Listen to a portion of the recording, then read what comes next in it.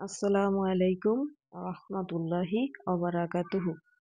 প্রিয় দর্শক, যারা দীর্ঘদিন যাবৎ আমাশয়ে ভুগছেন তাদের জন্য থাকছে একদিনে কিভাবে আমাশয় ভালো করতে পারেন।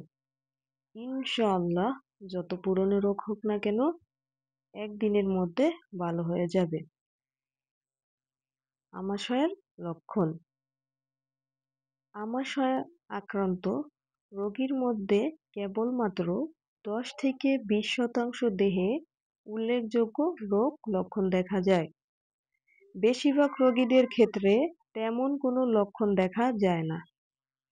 আমাশয় রোগীর লক্ষণ হলো দিনে 5 থেকে 6 বার অর্ধচরণ মলত্যাগ করা। কখনো কখনো রক্ত দেখা যেতে পারে। মলত্যাগ করার সময় তলপেটে অস্বস্তি দেখা দেয় এবং মলে দুর্গন্ধ যুক্ত হতে পারে। দেহে পানির অভাব দেখা দেয়, পানিশূন্যতা হতে পারে। পর্যাপ্ত প্রস্রাব হয় না। রোগীর টয়লেটের সাথে মিউকাস যেতে পারে। খাবারে অরুচি দেখা দেয়। খাবার হজম হয় না, যার ফলে রোগীর অতি দ্রুত ওজন কমে যেতে পারে। মাঝে মাঝে পেটে ব্যথা হতে পারে। অনেক সময় দেখা যায় পেটে বা পায়ে খিঁচুনি ধরতে পারে। আবার কখনো কখনো বমি বমি ভাব দেখা যায়। রোগী শুকিয়ে যায়, মাঝে মাঝে জ্বর হতে পারে।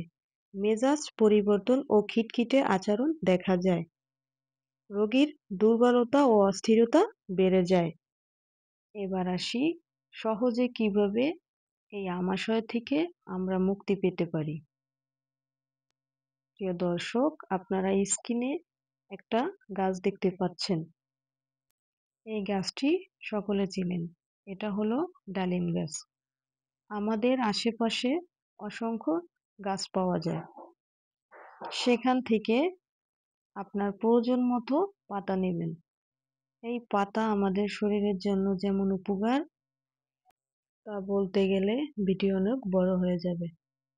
যাই হোক, প্রথমে আমরা ডালিম পাতা নিয়ে সেগুলো ভালোভাবে পরিষ্কার করে নিব।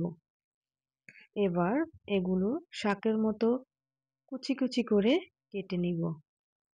এবার সামান্য পরিমাণ মশলা, অর্থাৎ শাক রান্না করতে যেমন আমরা মশলা ব্যবহার করি, সেম অল্প মশলা দিয়ে রান্না করব। এই রান্না 3 ভাগে ভাগ করে নিবেন। সকাল, দুপুর এবং রাতে খাবেন। তবে অবশ্যই মনে রাখতে হবে সেদিন আর কোনো তরকারি খাবেন না।